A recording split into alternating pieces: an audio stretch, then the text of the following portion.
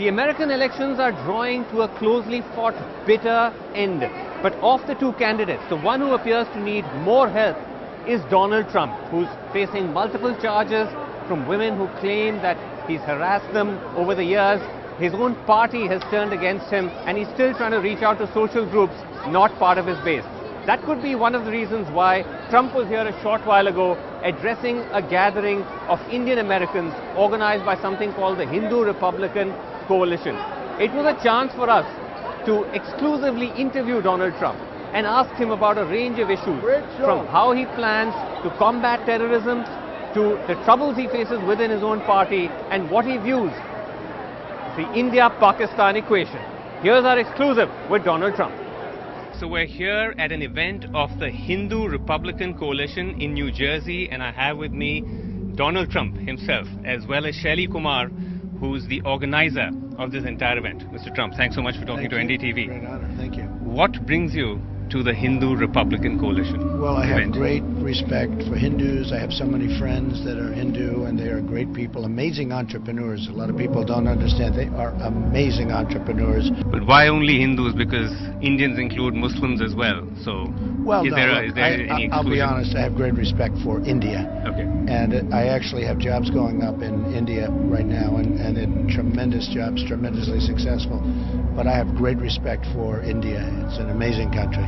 Now, terrorism is one of the key focuses of this event, and you're going to be speaking about this as well. You've been very strong on what you call radical Islamic terror. Right. How are you planning to make America safe from radical Islamic terror? Well, we have to be very, very careful. We have to have extreme vetting when we let people in. You know, we've had tremendous problems, whether it's in Orlando or in San Bernardino and all the different places, including the World Trade Center, of course. Right. So we have to be extremely careful, extremely strong and smart, and we're going to do extreme vetting. I mean, when people come into the country, we want people to come into the country, but they have to come in legally. What sort of questions will you be posing to them? How will they be profiled to ensure that, yes?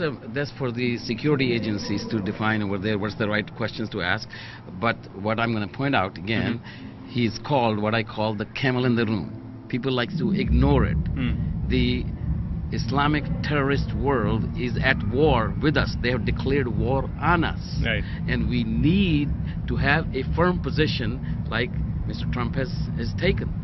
So it's not that all Muslims are banned from entering America, which is something you said earlier. No, we're going to be, look, something's going on that's not a positive force, let's face it. I mean, you look all over the world, you look, there's not a lot of positive things happening, but I will say this, we are going to be looking very much at certain areas of the world. You look at Syria with all of the problems coming in, and Hillary Clinton wants to let people come in by the tens of thousands. We can't do that. We have to be very, very careful with radical Islamic terror. And, you know, we can be politically correct and say that doesn't matter, but it does matter.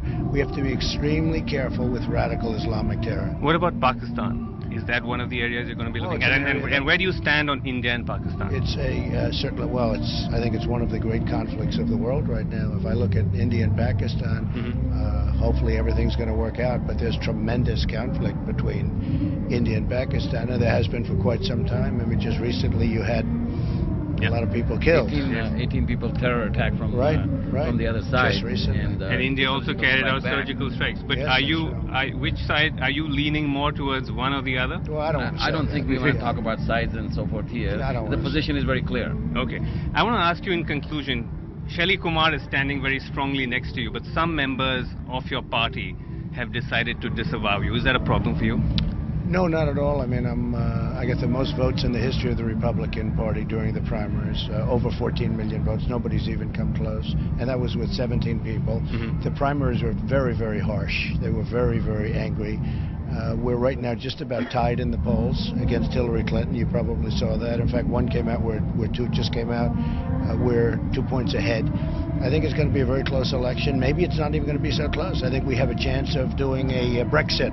We'll see what happens. Despite the fact that some of your party members have backed out, that's not a problem some for of you? the leaders have, because they're not strong. I mean, you look at some of the leaders and you look at some of their positions, and I'm very much against the way they lead. They're not strong. They haven't done the job. You look at our budgets are out of control, and lots of things are happening, including, as an example, Obamacare. I mean, that should have been taken out years ago. It's a disaster, and it's turning out to be a disaster, far too costly. As I've said that to you before, okay, the first time I met him, meeting a businessman, politicians are different. They even feel and talk, and it's very different over there. That again, the master of terrorism, he recognizes and calls that out. Now, That's the question you ask is, what has happened with some Republicans are holding back? Right. Again, they're politicians. They're politicians, And establishment Right. politicians. Okay. Last question. You said Hillary Clinton should be locked up. You believe that?